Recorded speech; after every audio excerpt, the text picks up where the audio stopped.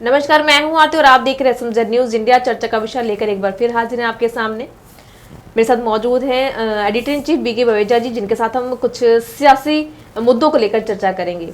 नमस्कार सर। नमस्कार जी। सर, बीते दिन जिस तरीके से विधायक मेथिया ने प्रेस कॉन्फ्रेंस की है सिंगल यूज प्लास्टिक को लेकर, जिसपे उन्होंने पर्यावरण को लेकर भी कई सारे बातें कही हैं, कई मुद्दे भी उठाए हैं, सवाल किए हैं, तो आपका क्या कहना है? मैडम देखो, पंजाब सरकार की तरफ से जो अभी जो इन्वायरमेंट मिनिस्टर हैं मेथिया जी, उन्होंने जो कल प्रेस कॉन्फ्रेंस करी, अपने आप की तरफ से तो उन्होंने बहुत अच्छा कदम उठाने की कोशिश करी कि शायद मैं बहुत अच्छा ये काम करने लगा हूँ। बट सारी प्रेस कॉन्फ्रेंस के दौरान जो भी उन्होंने कुछ बोला कहा, उसके दौरान ऐसा लग रहा था कि जैसे उनको इसके जो पर्यावरण का जो मेन अभी भारत सरकार ने सिंगल यूज़ प्लास्टिक के ऊपर जो अभी नया कानून बनाया है, जब उसको बंद किया है, उसके बारे में पूरी तरह से अभी खुद ही उनको ज्ञान नहीं है जी। मेन बात यह है कि उन्होंने ये कहा कि हमारे स्टेट के अंदर जो पीछे से प्लास्टिक आता है, उसको प्लास्टिक के आने से पीछे से ही रोक लगा दी जाए और वहाँ हमें अपनी पंजाब पुलिस की वहाँ ड्यूटी लगा देनी चाहिए जी। और वो पंजाब पुलिस की अगर वहाँ ड्यूटी लगा देंगे, पंजाब पुलिस का काम है क्या? ये पहला पॉइंट तो कि पंजाब पुलिस इसी काम के लिए रखी गई है कि प्लास्टिक की गाड़ी आएगी उसको रोकेगी और ये पर्यावरण का वो काम करेगी जी। क्या उनको ये नहीं पता चलता कि हाँ भाई, पंजाब के अंदर आगे क्राइम की जो व्यवस्था है वो इतनी सीमा पे पहुंच गई है कि आज तक वही नहीं रुक रहा। वो पंजाब के जो पुलिस वाले हैं, जो DGP साहब, वो अपनी पुलिस को उधर क्राइम को रोकने के लिए टाइम लगाएंगे और जो नशा इतना बढ़ चुका है उसको रोकेंगे, उसके ऊपर टाइम लगाएंगे, या वहाँ बॉर्डर के ऊपर पॉलीथीन को रोकेंगे। मेन मुद्दे की बात यह है कि अगर ये काम अगर पंजाब पुलिस करेगी तो वो काम कौन करेगा? अगर उनको डिपार्टमेंट मिला है, वो अपने डिपार्टमेंट की ड्यूटी लगाएं। और इतना बोलने से पहले उनको इसके ऊपर भी ये ज्ञान लेना चाहिए था कि जिन आइटमों के ऊपर पंजाब सरकार और प्लस सेंट्रल गवर्नमेंट ने पाबंदी लगाई है, उन लोगों का क्या करना है। उनको उनके जो यूनिट बंद हो गए, जो उनकी इंडस्ट्री बंद हो गई, उस इंडस्ट्री के अंदर लाखों के तादाद पे लोग जो जॉब कर रहे थे, नौकरियां कर रहे थी, वो नौकरियां उनकी खत्म हो गई। और वो नौकरियां के बारे में उनको क्या हेल्प देनी है, क्या सहूलत देनी है, उनका बैकअप क्या सोचना है, उस बैकअप के ऊपर काम करना चाहिए कि लोगों को जाके उसको पता करना चाहिए कि ले भी आपका काम अभी नहीं चल रहा तो क्या बैकअप सोचा है। क्योंकि सेंट्रल गवर्नमेंट ने तो एकदम से जो डिसीजन लिया है, उस डिसीजन में उन्होंने यह तक नहीं सोचा कि जो यूनिट अभी 66,000 यूनिट जो है ऑल ओवर इंडिया में बंद हो चुके हैं और अप्रॉक्सीमेटली 10 लाख नौकरियां इसमें जा चुकी हैं और लोग सड़कों पे हैं, लोग भूखे मर रहे हैं, कामकाज बिल्कुल खत्म हो चुका है। और ये जो चीज़ है उनको पहले वो ध्यान रखनी चाहिए थी, ना कि ये बात करने के लिए कि हाँ जी अब पंजाब पुलिस की ड्यूटी लगा दो कि वो प्लास्टिक की जो है वो एंट्री वहाँ पंजाब के बॉर्डर पे ही रोक लें ताकि वो एंट्री नहीं होगी। अरे भाई, वो एंट्री वहाँ रुकने की बात नहीं है, वो काम पीछे जो बनाने वाले प्लास्टिक है। और ये खाली पंजाब का मुद्दा नहीं है, ये सेंट्रल गवर्नमेंट का मुद्दा है। प्लास्टिक खाली यहाँ से नहीं बन रहा, प्लास्टिक का जो काम मेन है वो वहाँ सेंट्रल गवर्नमेंट से बड़े बड़े इतने जो अंबानी हैं ग्रुप हैं, वो ये प्लास्टिक का काम करते हैं, इतनी बड़ी बड़ी कंपनियां जो वो काम करती हैं। तो पीछे से रोकथाम जब तक नहीं लगेगा तब तक उसके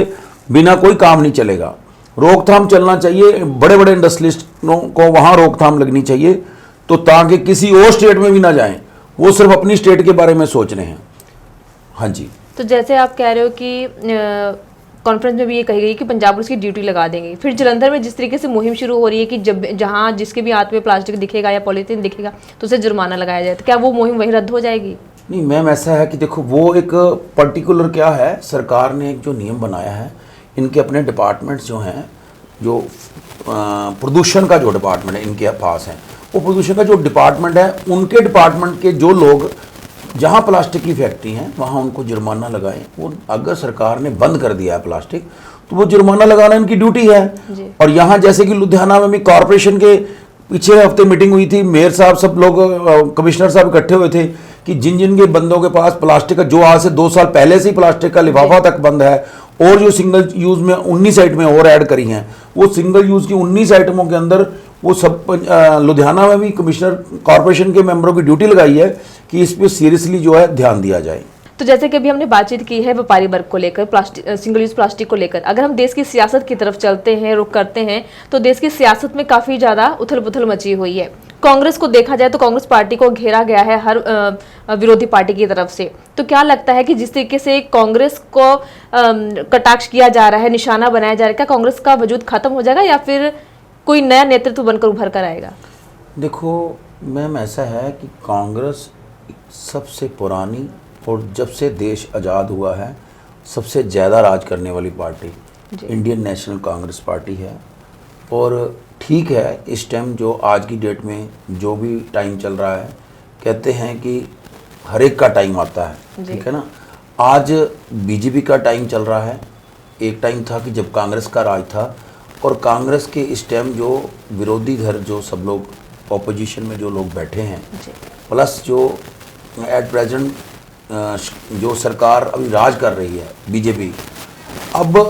उसकी बीजेपी की जो नीति चल रही है, जो सेंट्रल गवर्नमेंट की जो पार्टी राज करती है, आज उनका टाइम है। जब कांग्रेस का टाइम था तो उन्होंने अपने बलबूते पे सारे राज किए, और आज बीजेपी का जो राज चल रहा है, उस राज के दौरान जो अभी जो सुनने में आ रहा है, जो अभी संसद में भी चल रही हैं बातें, या पूरी भारत सरकार में कोई ऐसी पार्टी नहीं जो विरोधी धिर की पार्टी जिसके ऊपर सेंट्रल गवर्नमेंट ने अपना शिकंजा नहीं कसा हो। जैसे कि अभी जो संजय रावत जी हैं,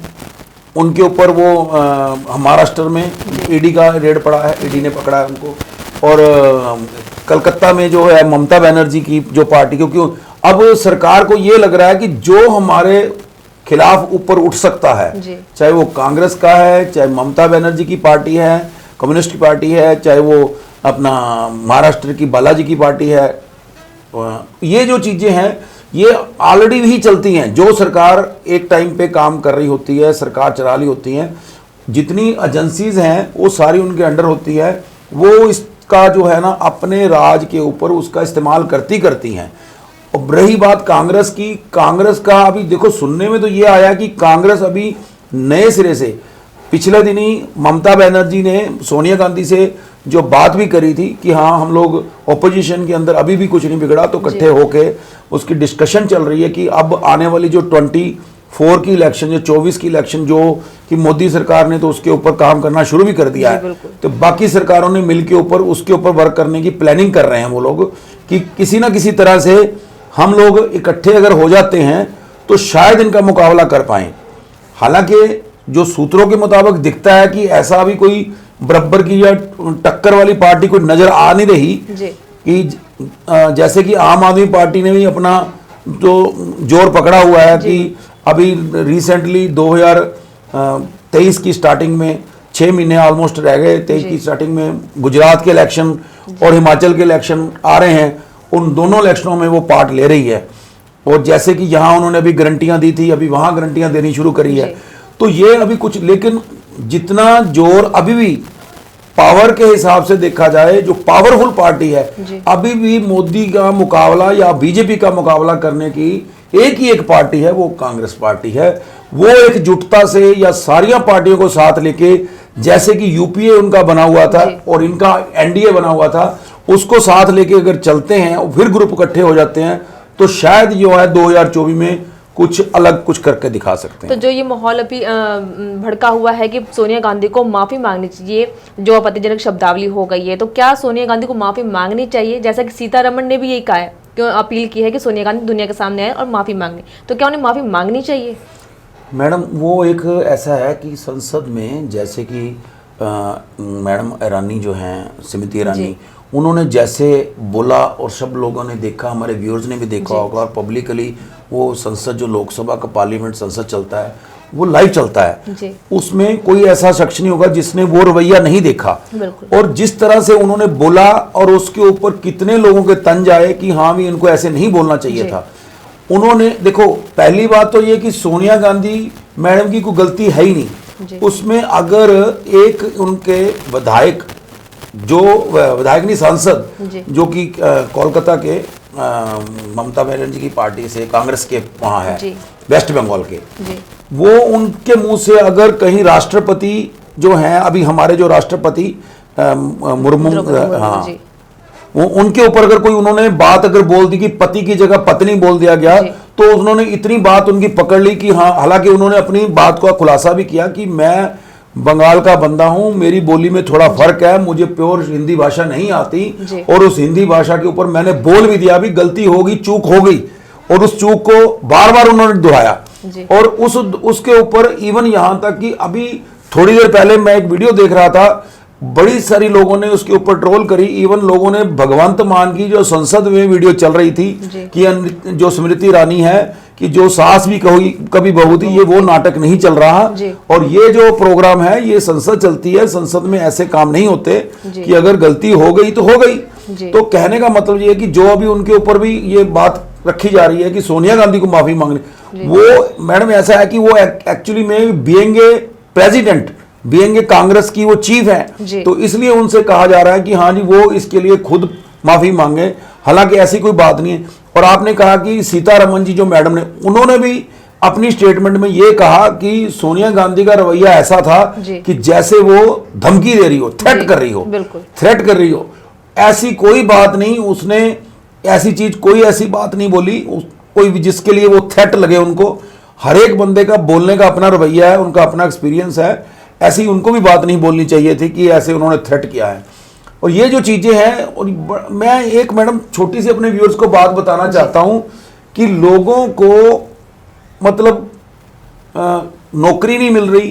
खाना नहीं मिल रहा, सीधी साफ सुथरी हवा नहीं मिल रही, खाना पीना शुद्ध नहीं मिल रहा, और हमें क्या क्या प्रॉब्लम्स हो रही हैं लोगों को, व्यूअर्स को हमारे, और प्लस हमारे जो नागरिक हैं जो देश में यहाँ रहते हैं, उनके ऊपर ध्यान नहीं दिया जा रहा सरकारों का, सिर्फ अपनी एक दूसरे की टांगों खींचने पे चल रहे हैं कि वो पार्टी आगे ना निकल जाए, ये पार्टी आगे ना निकल जाए। और ये नहीं है कि देखो एक पार्टी आती है, वो अपनी जीत के लिए लोगों को ऐसी ऐसी कुल्फियां बांट देते हैं, ऐसी ऐसी रेवड़ियां बांट देते हैं कि हम आएंगे तो हम ये फ्री देंगे, हम आएंगे तो हम ये फ्री देंगे। पर ये देखो कि अभी भी जो आपसदारी में उनकी आपस में जो इनके तंज बोले जाते हैं, इनकी जो लैंग्वेज, आजकल इनकी लैंग्वेज ऐसी हो गई है कि वो सुनने लायक भी नहीं है, कि एक दूसरे के ऊपर भद्री मतलब ऐसी शब्दावली यूज करना जो अच्छी बात नहीं है, और उसके हमारे नागरिकों के ऊपर, हमारे देश के व्यूअर्स के ऊपर क्या असर होता है उस चीज का, ये चीज का ध्यान वो नहीं रखते। और इवन यहां तक कि जो लोग यहां रह रहे हैं, हमारे देश की गरीबी कहां पहुंच गई, महंगाई कहां पहुंच गई, पेट्रोल डीजल के दाम कितने बढ़ गए, रसोई आजकल चलानी मुश्किल हो गई, उसके ऊपर कोई ध्यान नहीं किसी का। बट ये जरूर ध्यान है कि हाँ उसने ऐसा बोला, उसको ऐसा नहीं बोलना चाहिए था, उसकी माफी मांग ली। अरे माफी मंगवा लो भाई, तुम जो करवाना चाहते हो करवा लो, पर लोगों को सुकून से तो रहने दो, उनको तो कुछ बेनिफिट दो। जो पार्लियामेंट संसद लगता है वहां लोगों के मुद्दे डिस्कस करने के लिए, किस सरकार को क्या करना है, किस स्टेट में किस चीज की दिक्कत है, किसी को पानी की तकलीफ है, किसी को राशन की तकलीफ है, किसी को किसी चीज की तकलीफ है, कोई महंगाई के ऊपर बोलता है, और वो उस चीजों पे डिस्कशन नहीं हो रहा। और डिस्कशन क्या हो रहा है, नहीं उन्होंने ऐसा बोल दिया जी, बस ये चीज है मैडम। इसके ऊपर थोड़ा जरूर सरकारों को भी ध्यान देना चाहिए, और संसद के जितने सांसद हैं उनको भी ध्यान देना चाहिए। लोग स्मृति ईरानी के अभद्र व्यवहार पर भी टिप्पणियां कर रहे हैं, अपनी प्रतिक्रियाएं दे रहे हैं, और ये भी खबरें आ रही हैं कि हो सकता है कि भाजपा स्मृति ईरानी से इस्तीफा ले सकती है, तो क्या उनकी मुश्किलें बढ़ेंगी? नहीं मैम, ऐसी कोई बात नहीं लगती, क्योंकि देखो स्मृति ईरानी जो है वो इनकी बहुत बड़ी स्पोक्स पर्सन है, ऐसा कोई वो वाली बात नहीं है। बाकी जो सुनने में आया है कि कहीं ना कहीं कोई गोवा का केस इसकी बेटी का अपने कोई वहाँ रेस्टोरेंट और प्लस वहाँ बार चल रहा था, उसके ऊपर कि कांग्रेस ने शायद कोई कंप्लेंट करी है कि वो उसकी प्रॉपर्टी है उसकी, उनके मन में जो रंजिश थी, ऐसा मालूम पड़ रहा था कि वहां वो लड़ाई वहां दिख रही थी संसद में, कि कहीं ना कहीं उस चीज का उनको गुस्सा था कि वो जो वहां उन्होंने उबाल जो किया है, जो सोनिया गांधी के ऊपर किया है, भी ऐसे ऐसे आपने ऐसे शब्दावली यूज करवाई है। इसी के साथ ही मैं चर्चा का विषय को विराम देती हूँ। आपने जो जानकारी साझी की, उम्मीद है कि दर्शकों को पसंद आई होगी। धन्यवाद। नमस्कार।